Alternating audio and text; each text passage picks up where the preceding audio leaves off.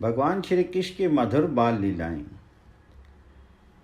प्रथम करी हरि माखन चोरी, ग्वालिन मन इच्छा करी पूर्ण, आपू भजे ब्रज खोरी। ये पहले पहल आज माखन चोरी की लीला प्रारंभ हुई और फिर वहां से भाग गए। ये बात एक गोपी ने दूसरे से कही, दूसरी ने तीसरे से, तीसरी ने चौथे से। यूं ये बात फैलने लगी।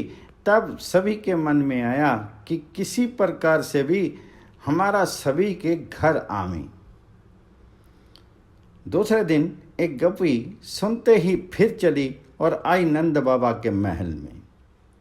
वे खोजने लगी कि किस तरह मैं भी इशारा कर दूं और मेरे यहाँ भी आ जाएं तो काम बन जाए।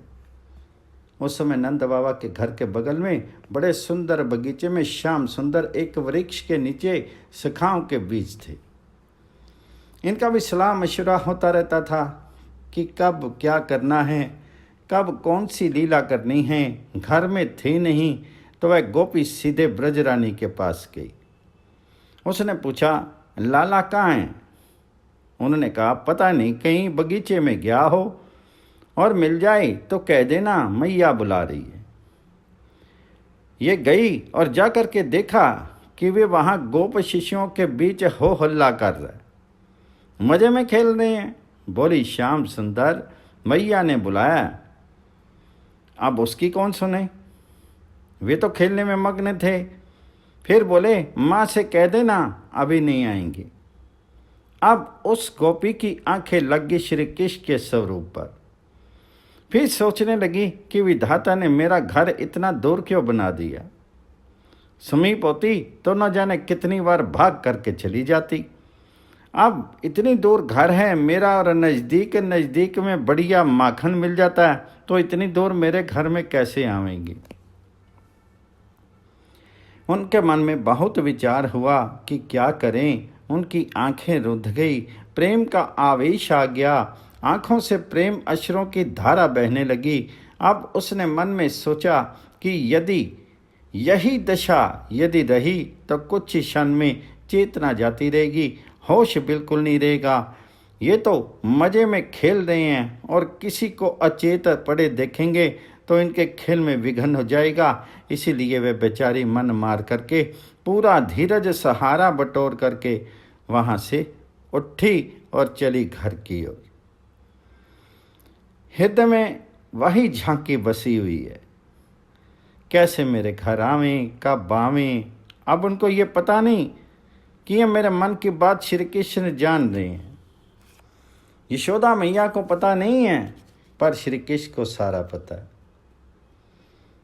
अब उनकी लीला शक्ति ने, उनकी लीला माधुर्य की अभिलाषा ने उनसे कहा, ये सोचने लगी मन में कि इस सारी गोपियों के हृदय के चित्र तो मेरे सामने आ गए।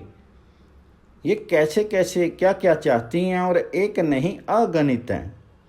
तमाम वात्सल्यमयी गोपांगनाएं हैं और ये कह रही हैं कि देखो हम रोज रोज कितनी लालसा से, कितने स्नेह से तुम्हारे लिए मक्खन सजा करके रखती हैं और हमारे व्याकुल प्राण पल पल तुम्हें पुकारते रहते हैं। हमारी ये आंखें प्रति क्षण तुम्हें निहारती रहती हैं। ये चाहती हैं कि अभी आ जाए और ये देखती हैं कि ये परिकरों के साथ, सखाओं के साथ आ जावे तो हम निहाल हो जाएं। श्री कृष्ण ने मन में सोचा कि बात तो ठीक है, और ब्रज में आने का कारण तो यही है ना, इन प्रेमियों को सुख देना, इनको वात्सल्य रस, प्रेम रस, महोदधि में डुबो देना है।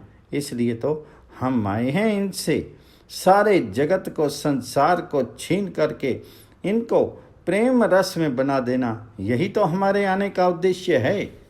ये सोच करके भगवान के लाल लाल होठों पर मुस्कान आ गई और इन्होंने मन ही मन निश्चय किया। मन में यही विचारे करत हरि, ब्रज घर घर सब जाऊं, गोकुल जन्म लियो सुख कारण, सबके माखन खाऊं। बाल रूप जसुमती मोही जाने, गोपनी मिली सुख भोग, सूरदास प्रभु करहत प्रेम सो, ये मेरे ब्रज लोग। अब नंद नंदन उठ बैठे, सखाओं से बोले, भैया आज एक बात और सोचिए, माखन खाने का खेल। सखाओं से कहा, माखन खाने तो कल गए थे, मन नहीं भरा क्या? बोले, हाँ कल तो एक घर गए थे, अब घर घर ये खेल करना है। सब हंसे और बोले कि हम तो तैयार हैं, तुम कहो तो अभी चलें। ये योजना स्वीकार होगी, सबको प्रस्ताव स्वीकार हो गया। अब सब ने योजना बनाई कि कैसे जाएं, कौन कौन आगे से खबर देता रहे, कौन कौन छिप करके जाए, कौन जरा तगड़ा है जो आगे जाए, और फिर कहीं मार पड़े तो कौन कैसे भागे और किसी प्रकार से पता ना लगे। अब सब प्रसन्न हो गए और चलने के लिए तैयार हो गए। बोले, माखन तो हमको दोगे ना, कहीं ऐसा तो नहीं कि अकेले खा जाओगे? करे हरि ग्वाल संग विचार, चोरी माखन खाऊं सब मिली, करहूं बाल बिहार। ये सुंदर सब सका हर्षे, भली कहीं कन्हाई, हंसी परस्पर देत तारी, सो करी नंदराई। कहाँ तुम ये बुद्धि पाई, श्याम चतुर सुजान, सोर प्रभु मिली ग्वाल बालक, करत हैं अनुमान। गोप बालक सब प्रसन्न हो गई और ताली पीट पीट करके उस तमाल के पेड़ के नीचे नाचने लगे। ब्रजेश्वर नंद बाबा की सुगंध खा खा करके, हम सच कहते हैं, अरे तुमने ये बुद्धि कहाँ पाई, तुम बड़े चतुर सुजान हो। हम सब तैयार हैं, योजना बन गई। अब ब्रजेश्वरी उद्यान में इन्हें लेने आ गई। आज शाम हो गई थी। मैया जब लेने आ गई तो कहीं योजना खुल ना जाए, इसलिए मैया की बात मान करके घर आ गई। फिर मैया ने कलेवा कराया और दूध पिलाया खिलाया, तब ये सोए। अब इनका सवेरे से जाना तय था। इन्होंने सभी सखा पहले के संकेत स्थान पर इकट्ठे हो गए। चोरों का दल इकट्ठा हो गया। जो गोपी कल आकर के मनोरथ कर गई थी, उसी के घर पर ये पहले पहुंची। अब उसको एक आस लगी थी कि आज हमारे घर आएंगे। इसी आशा में वह उनके स्वरूप सौंदर्य का चिंतन करके तन्मय हो गई और दाहीं बिलो रही थी। अब बार बार खिड़की के पास बैठे हुए देख रही थी, कहीं बाहर से आते दिख जाए, कहीं ऐसा ना हो कि वे आ जाए और मैं ना उठूं, कहीं चले ना जाएं, डर के मारे कि ये तो बैठी है, तब हमारा सारा मनोरथ नष्ट हो जाएगा। मैं खिड़की के पास मंथन करने बैठी और बाहर झांक झांक करके देख रही थी। भगवान बाहर आ तो गए थे, खिड़की से छुप करके देख रहे थे कि मत यही मथ रही है और मक्खन आ गया कि नहीं। सखा सहित गए माखन चोरी, देखो श्याम गवाछ पंथ छे, मथती एक दधी मोरी। ये यहाँ देख रहे हैं और उधर देवताओं ने देखा कि आज एक नया रंग देखना है। तमाम आकाश पथ में तमाम देवता चुपचाप अपनी देवीय लीला से प्रसन्न होकर के किसी को दिखे नहीं, एकत्र हो गए। देवता यक्ष किन्नर गंधर्व सब आकर के इकट्ठे हो गए। नवनीत हरण करने कौन आया है?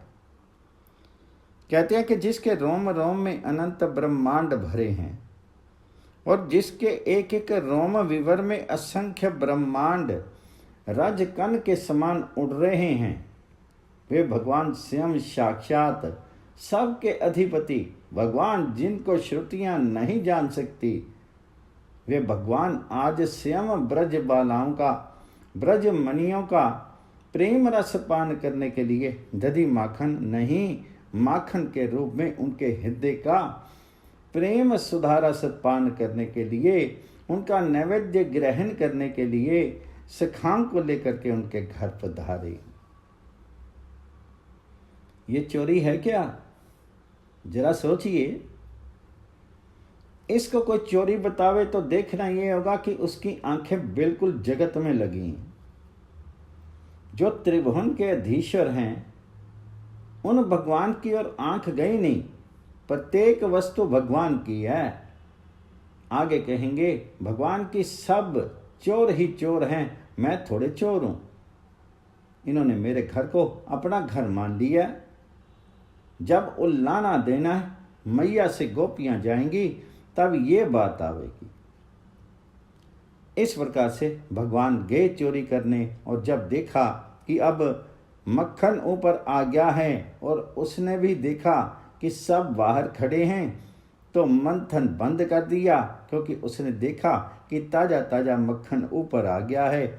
ये तो पहले ही आ गया था, लेकिन यह बरबस मथ रही थी कि आएंगे, कन्हैया आएंगे। चाह है ना, जो अपनी चीज को इस प्रकार किसी को देना चाहे उसको चोरी बतावेंगे।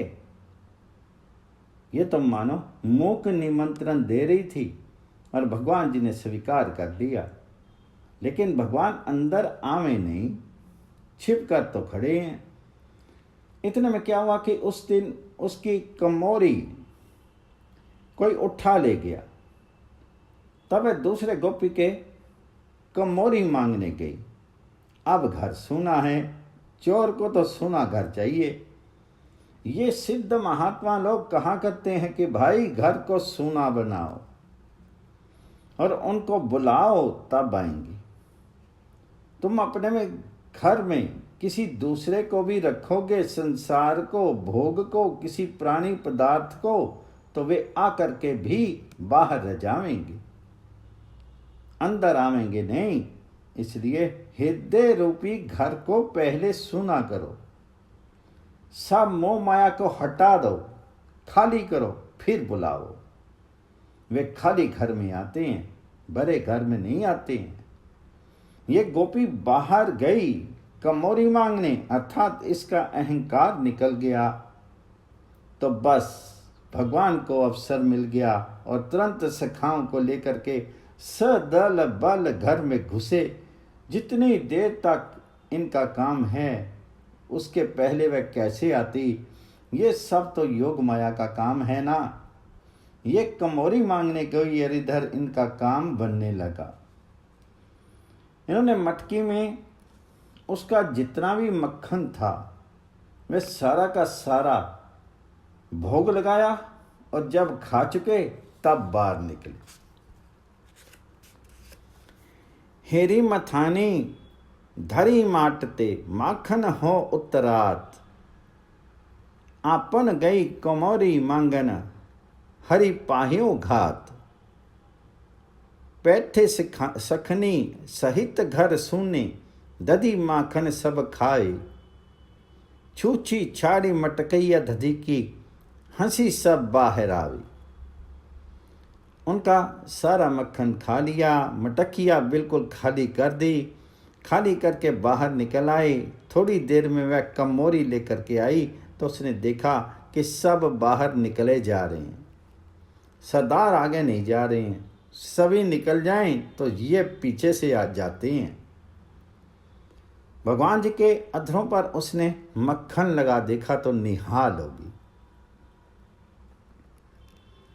आई गई कर लिए कमोरी, धरते किससे गवाल। माखन कर धरी मुख लपटानो, देखी रही नंदलाल। अब उस गोपांगना के मनोरथ पूर्ति का आनंद क्या ठिकाना है। अब वह भूल गई कि सपना देख रही है, यह सच्ची बात है। मैंने बुलाया था और माखन निकाल करके रखा था इनको खिलाने के लिए। ये सब बात उनकी स्मृति से उतर गई। उनके ये सारे भाव विलुप्त हो गए। इतना ही उनको पता कि श्याम सुंदर मेरे घर के बाहर खड़े हैं। दौड़ी गई वहां पर और दूर से ही पूछने लगी, कहीं आए ब्रज बालक संग ले, माखन मुख लपटायो। ये पता नहीं कि अपने ही घर में हुआ है। बोली, श्याम सुंदर आज बच्चे को साथ लेकर के कहाँ आज आ गए, और ये तुम्हारे मुख पर जो माखन लिपटा है ये कहाँ से लिपटा कर आए हो? तो श्याम सुंदर कुछ कहने लगे। उत्तर में उन्होंने क्या कहा सो उस गोपी की समझ में नहीं आया। वह तो भाव विमत रही और वे जरा सा मुस्कुरा दिए। अब उनके मुस्कुराते ही ये बेचारी और अधिक भाव आवेश में निमग्न होगी। इतने में श्याम सुंदर ने अपने एक सखा का हाथ पकड़ा और वहां से चल दिए। वह ठगी सी रह गई। बोझ कही लियो कान्हा एक बालक, निकसे ब्रह्म की खोरी, सूरदास ठगी रही गवालिनी, मन हरि लिए अंजोरी। बस भगवान केवल मक्खन ही नहीं मन हरण करके मित चुरा करके भाग गए, और वह स्वर्ण पुतली सी वहीं खड़ी रह गई। जिधर श्याम सुंदर गए उधर उनकी आंखें लग गई। वह खड़ी रही घंटों तक। दोपहर हो गया तब होश आया और भीतर गई तो जाकर के देखा कि मटकी रीति है, खाली है। उसमें मक्खन आदि कोई सामान नहीं है। खाली मटकी देख करके भी होश नहीं है। ध्यानस्थ हुई, सोचा मैंने इस बर्तन में मक्खन निकाल करके रखा तो था, परंतु लगता है कि मैं उसे कहीं और रख आई थी, वह दिखाई नहीं दे रहा है। इतने में देखा कि अरे ये तो सारे मटके और बासन उल्टे पुल्टे पड़े हैं। माटी के, सोने के, चांदी के, कांसे के सभी बर्तन छिन्न भिन्न पड़े हैं। कोई टूट गया, कोई उल्टा पड़ा है। जब उसके मन में आया कि वाह वाह, ये तो सारा श्याम सुंदर का काम है, गोपी का चित्त उसमें लग गया। देखे जाई मटुकिया रीति, मैं राख्यो कहूँ हेरी, चकित भई ग्वालन मन अपने, ढूंढती गर्भ फिरी फेरी, देखती पुनि पुनि घर के वासन, मन हरि लियो गोपाल, सूरदास रस भरी ग्वालिनी, जाने हरि को ख्याल। उस गोपों को मटकिया रीति देखी, देखा कहीं मक्खन रखा होगा, तो ढूंढते ढूंढते सारे बासन उसको उल्टे पुल्टे मिले।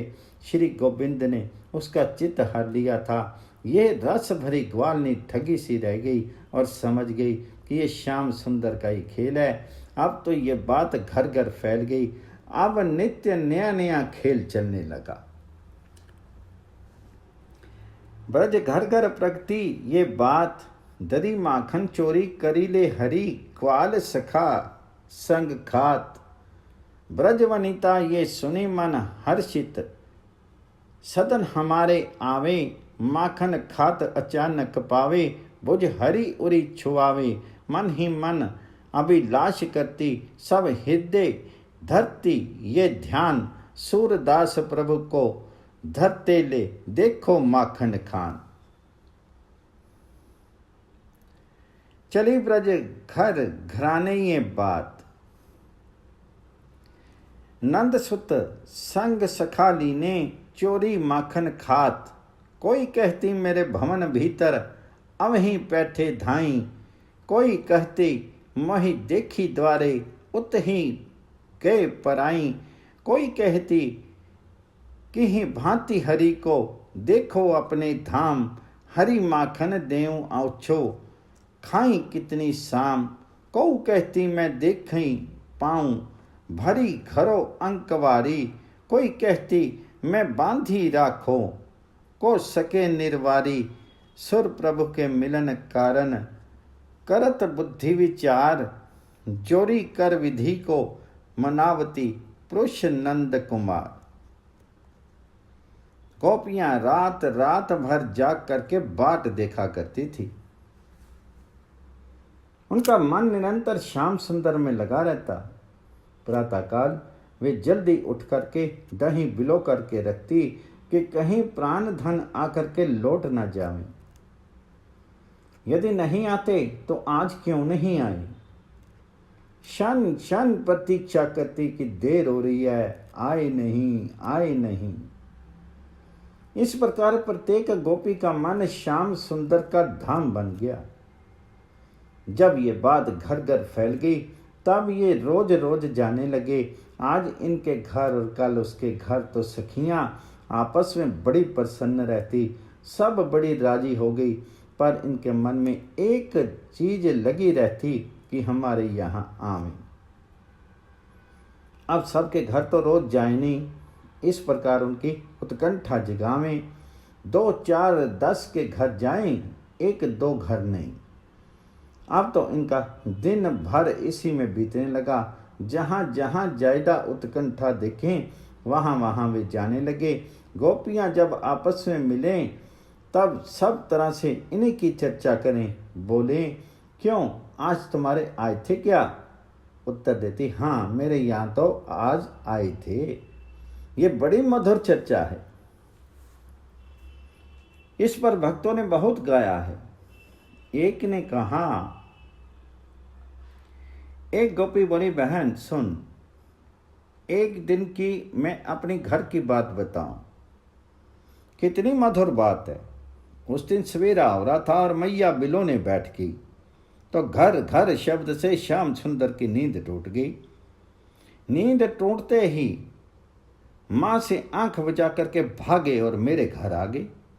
उससे मैं दही बिलो रही थी। मैंने देखा कि बहुत धीरे धीरे पैर रखते हुए ये माखन भंडार की ओर जा रही हैं।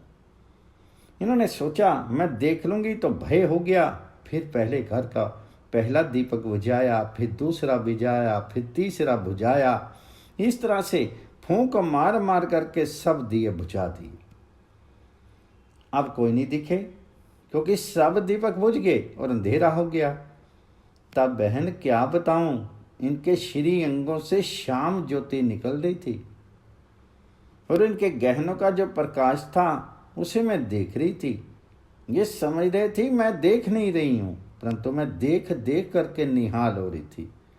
ऐसी चतुराई से ये सभी दीपकों को बुझा करके मेरे घर में आए। दूसरी बोली, सुनो, ये मेरे घर भी आए थे। कुछ देर हो चुकी थी तब मेरे घर पधारे। बहन क्या बताऊं, आज तो ऐसा विचित्र जादू हो गया कि मैं तो उनके श्याम कलेवर को देख करके ठगी सी रह गई। ये द्वार पर आए, बस इतना ही देख सकी और कुछ मैं देख नहीं पाई। बोली, क्या हो गया था? उसने कहा कि मेरी आंखों में जो तो श्याम रंग की समा गया था। एक जगह श्याम रहें तब ना देख पावे।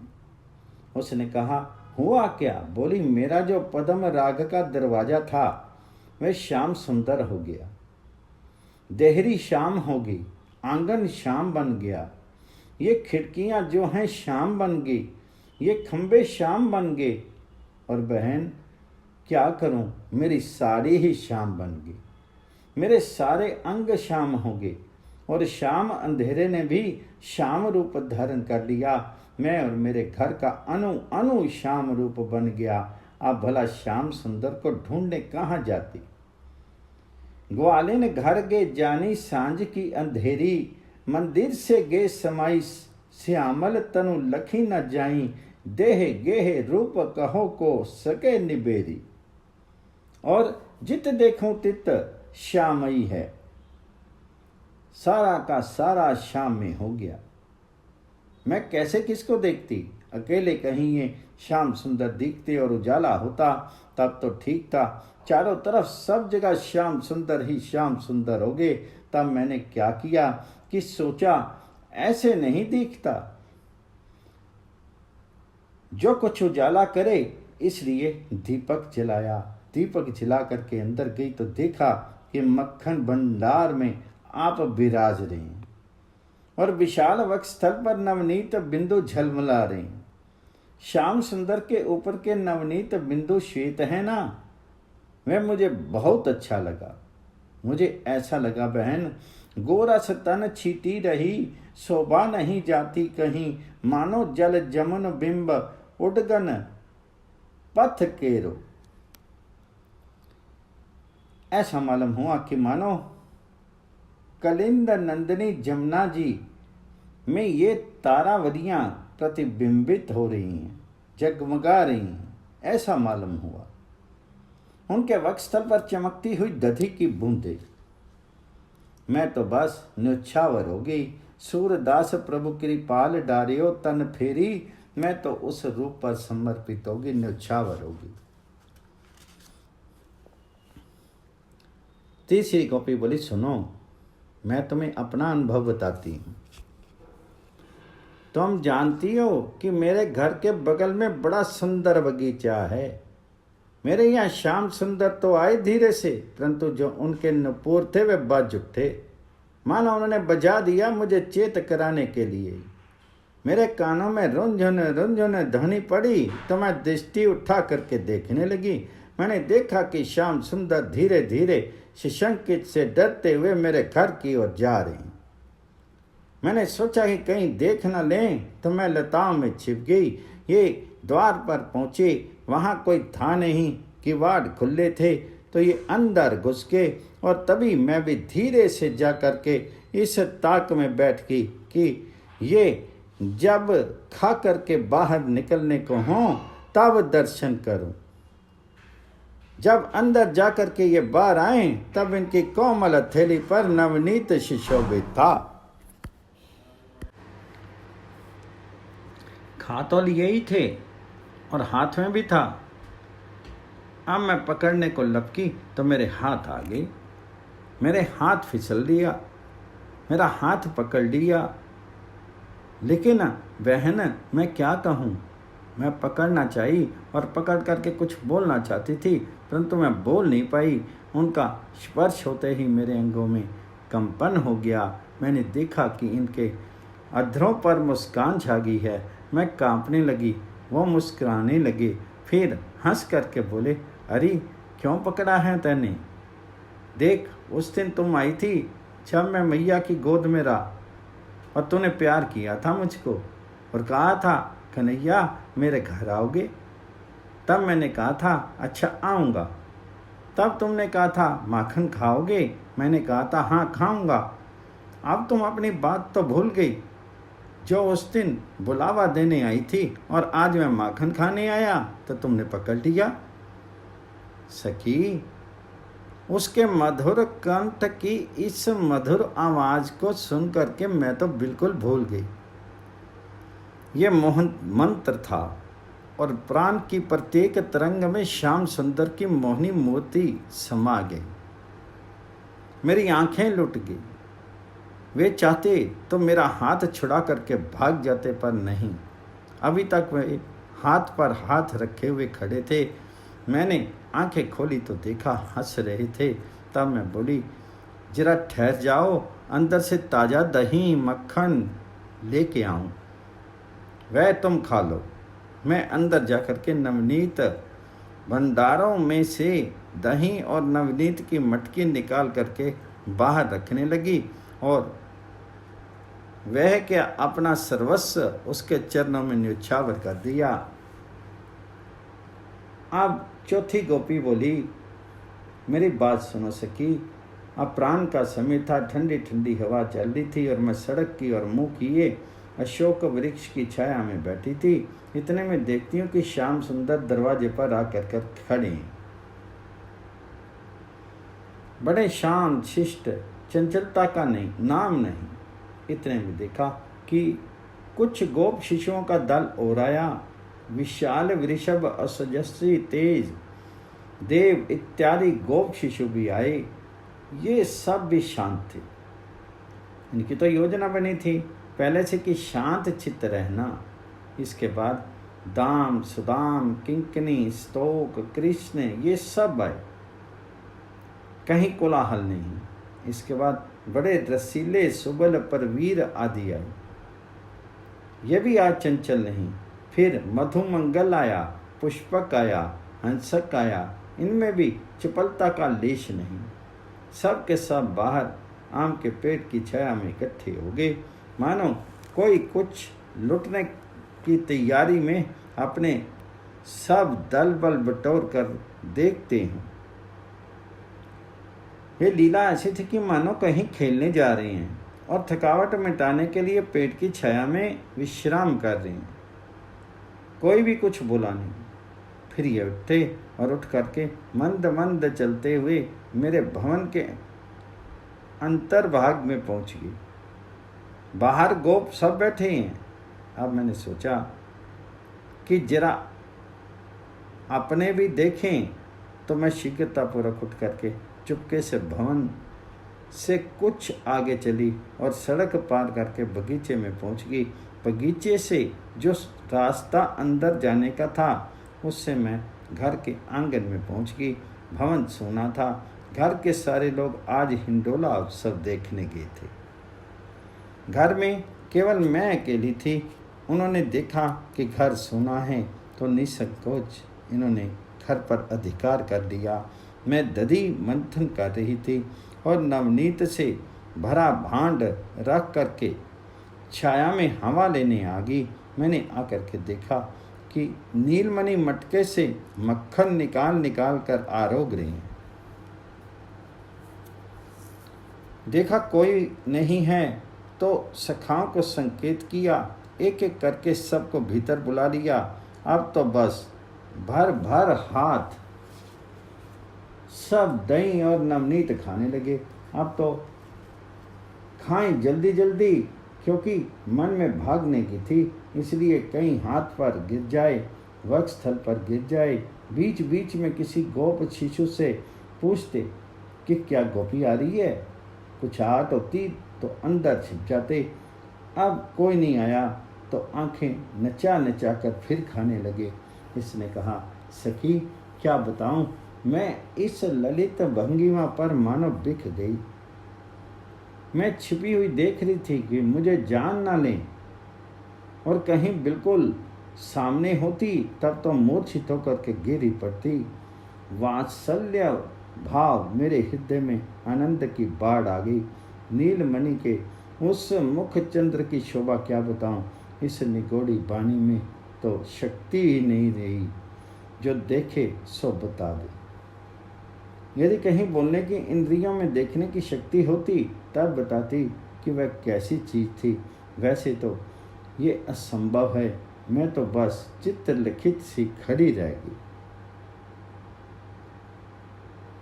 इतने में एक और बोली, अरे मैं भी अपना अनुभव सुनाऊंगी। बोली, ऐसी झांकी हमारे यहाँ भी हुई। क्या बताऊं, ये दो नवनीत भोजन नहीं है, ये तो मानो कमल और चंद्रमा का सम्मेलन है, पद्म और चंद्रिका का सम्मिलन है।